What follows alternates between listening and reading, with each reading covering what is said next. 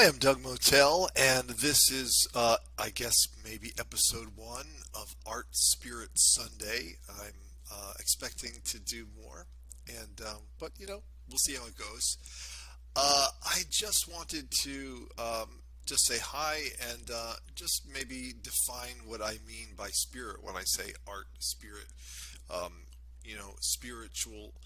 spirituality. I know a lot of people have different concepts of what that is, and so to me, I look at the root of that word, which is Latin for breath, and I think that's really interesting. Spirit equals breath, and in terms of spirituality, when you look at the way that we define the importance of the breath, there's no life without breath, right? I mean, when you're considered to be born, it's when you take your first breath, and when you die, it's your last breath.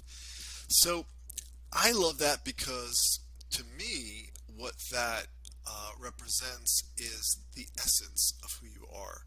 What's essential uh, is your just the breath without anything added, without any ideas of who you are in the world, the roles that you play, your gender, your age, or anything like that. The bottom line, the the downbeat, or what lies underneath of all of that extra stuff is your spirit. Just just that. Just very simple, very primal, very basic. Your spirit, your breath, your aliveness, and your awareness that you're alive. Being conscious that you're alive. You know that you're alive because you're aware. So I think that that leads me. It's much more, spirituality, um, connection to your spirit. To me, has nothing to do with religion. Sometimes religion can inspire you to be in touch with that essence, that breath, that aliveness, your spirit. But sometimes religion doesn't do that at all.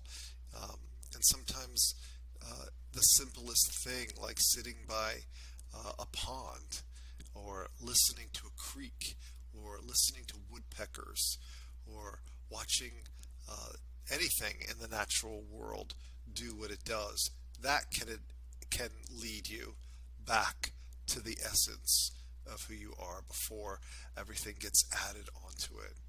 And the role of creative people, I think, is about directing people's attention to that as well, um, putting them into or creating an environment where they can trigger for themselves a return to just the moment, beingness, awareness, the breath, their spirit.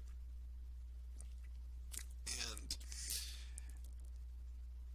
I think that when you make art, and you keep it to yourself, that may be then that's less about obviously sharing that and creating an environment to trigger that experience in people. But if you make art and you share it, whether you're sharing it on Instagram, or whether you're selling your art and making it available for people to have it in their home or their own physical environment, then what you are doing is you're attempting to extend out your connection to the breath, the spirit, and share it with other people. So extending out, and I think that's what I'm going to be talking about. I'm going to probably be sharing my take on that, and also sharing the take from other artists, creative people. And it really doesn't matter what you don't even have to think of yourself as an artist. There are some people who do this, who are very creative and very intentional around um, being uh, creating an environment to trigger someone else's experience of being in touch with the breath. Oh, another thing I love about the breath is that when you focus on the breath, you focus on the moment. No matter where you're at in a breath, whether it's sort of the inhalation and then you know how like you inhale and then there's that little pause, a little space there where you're not doing anything, and then you exhale. So the rising, the pause, and the falling. Um, Anywhere along that line that you put your attention on, you're putting your attention in the now, the moment, and you connect with presence. So, thank you for spending this little Art Spirit Sunday with me.